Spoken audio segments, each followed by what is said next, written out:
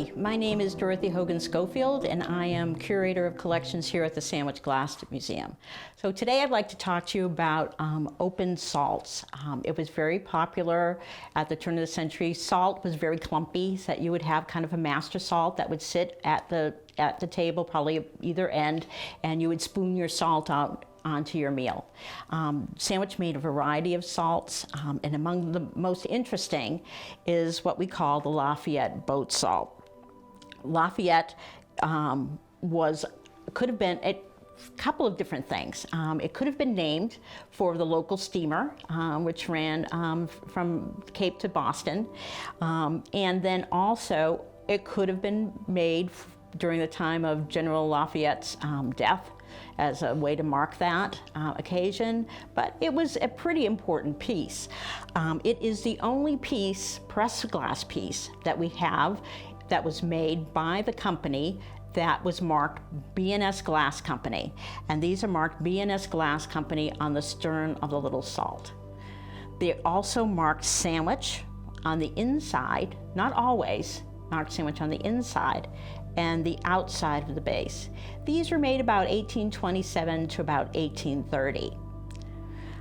What's interesting also is the mold maker, when he went to make the mold, couldn't quite fit Lafayette onto the paddle wheel of the little ship. So it's marked Lafayet period. So the last T and E are missing. So a little bit, you had to really plan these things out, but it just makes it all that more interesting. Now, salts were pressed very early on in 1827. That's when really pressing began in Sandwich. And Benjamin Haynes, who we met earlier, was a gaffer at the factory, and he's listed it in the company's record book or slore book for making 231 pressed rose salts at $23.10 on September 1, 1827. So these are pressed pretty rapidly. Now, the salts had the same progression as what we saw in the early pressed pieces. These were probably bench pressed. They were not probably machine pressed. So the press would have sat on a bench, basically, small press, and the glass would have been put in there, and the plunger would come down, and out would pop your piece and go to the annealing oven. And then there are other salts, which we call lacy salts. And lacy glass was made to kind of hide all the imperfections that they were finding as they were making glass. So lacy glass is covered totally with design, with little stipplings or dots in between the design, and this kind of helped refract the light. So the light would kind of bounce and shimmer on the piece, as you can see in the cases around me. These pieces hide the crizzling. If the mold was too cold, the surface of the piece would kind of look like it's been, broken, like it's kind of crizzled or like spider webs, and also hide shear marks. Now, shear marks people often call them straw marks. Shear marks is where you cut the glass, and if it was a little too cold, it would leave the mark where your shears cut the glass to go into the mold.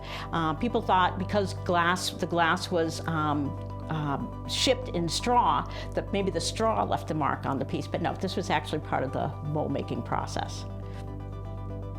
So there were other companies who also marked their salts about this time as well. There weren't very many, and again, glassware wasn't marked at this particular point in time. It wasn't until really the 1890s, Heisey was one of the first to put their mark on their glass. Glassware was meant to be sold. It was not meant to highlight what they were doing. Everyone was making similar things, so it was just a matter of getting it out there. But there were some pieces that were marked. New England Glass Company marks some of their salts.